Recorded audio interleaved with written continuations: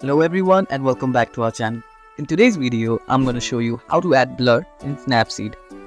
If you don't know how to add blur in Snapseed, I'm going to show you an easy way to do that. So without any further ado, let's get into it. At first, launch the Snapseed app. And now, click on the plus icon to add the photo that you want to add blur to. For now, I'll choose this image. Now from here, simply click on Tools at the bottom menu. Here, to add the blur, click on Lens Blur. Now, you can choose how much amount of blur you want in your photo. For now, I'll make it like this.